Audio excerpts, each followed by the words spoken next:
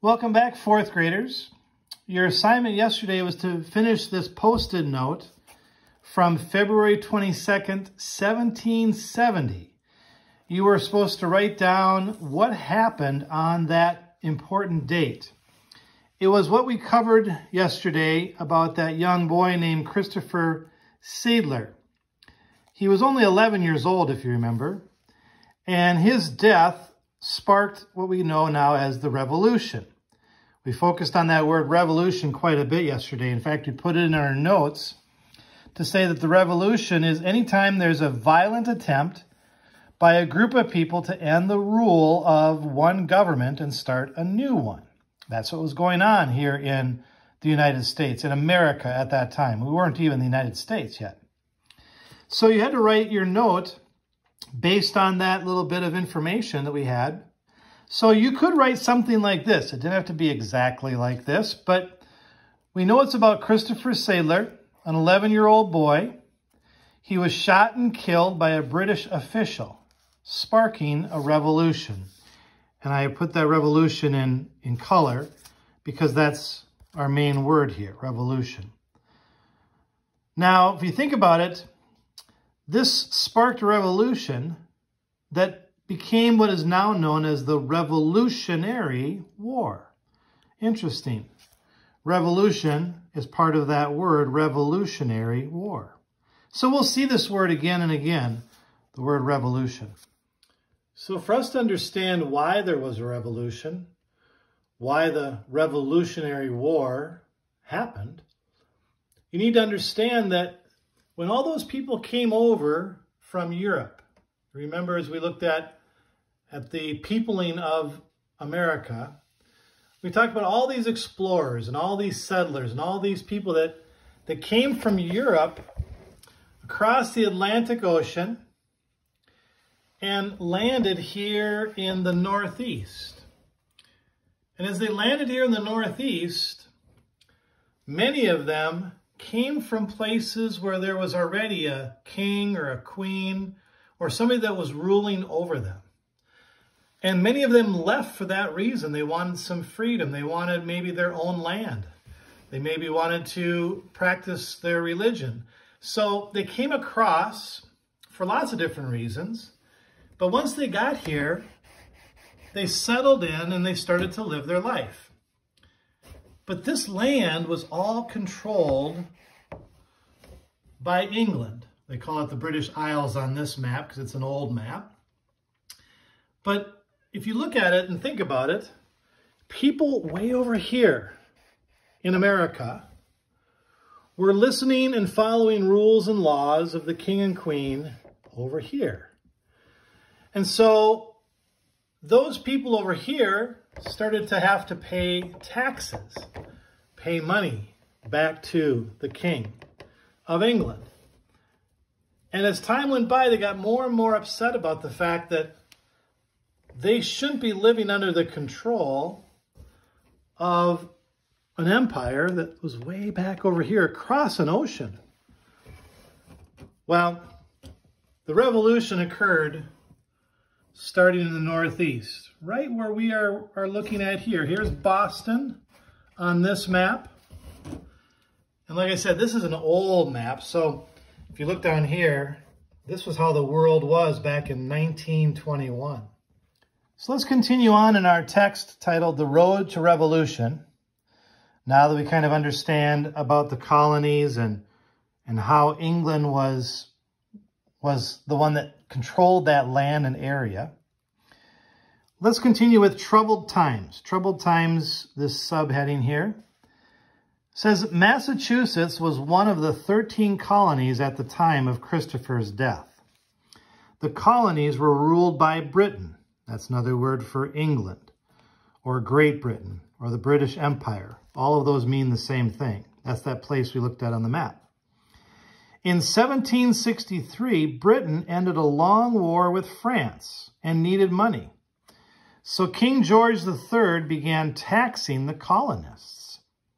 The king charged extra fees for goods like tea and glass and paper.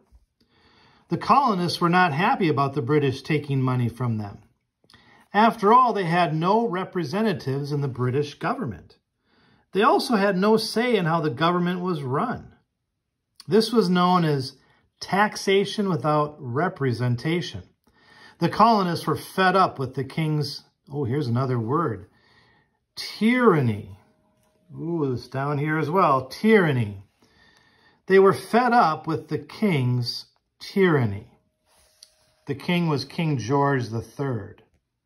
So let's figure this out. So King George III, right here, Britain, or the British Isles, or Great Britain, or England, however you want to think of these in pink, that's Great Britain or Britain. Here's France. Notice they're neighbors right here, next to each other in Europe. But they actually were fighting a war over here in America. The French controlling a large part of land right here, and the British controlling some land here, and they were fighting against each other on American soil. You can see how confusing this would have been for the Native Americans who were here already, to see all these foreigners and these strangers coming to their land, and then starting to have disputes and fight over land. In fact, many of the Native Americans had to take sides, and some of them fought for one side or the other.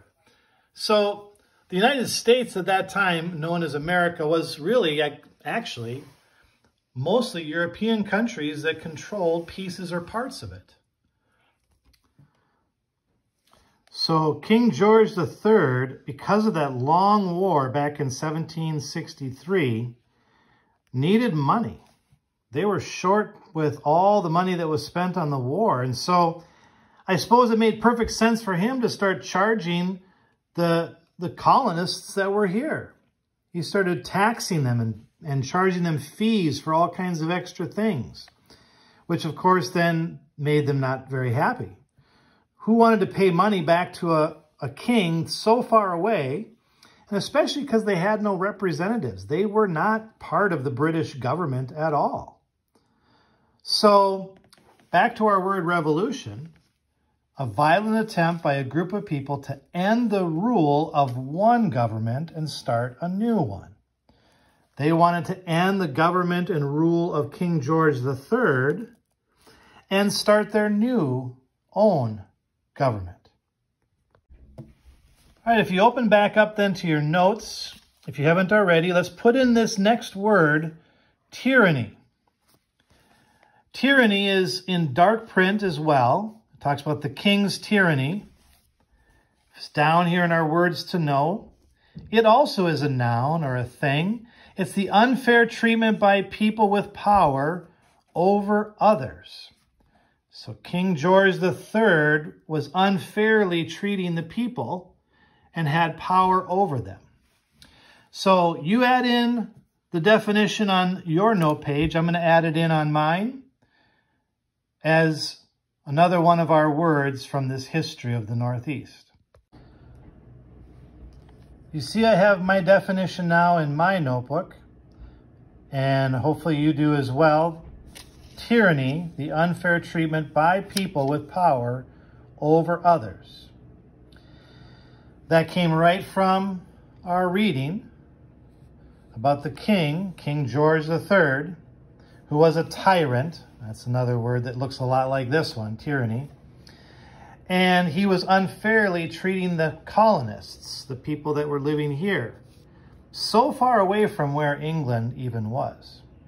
But King George III felt like, well, they were helping them in 1763, fighting off the French, that they should have to pay taxes and start paying money back to England. Well, as you know, the colonists were not happy about that. Why should they answer to someone who had never set foot in the colonies, it says? Good point.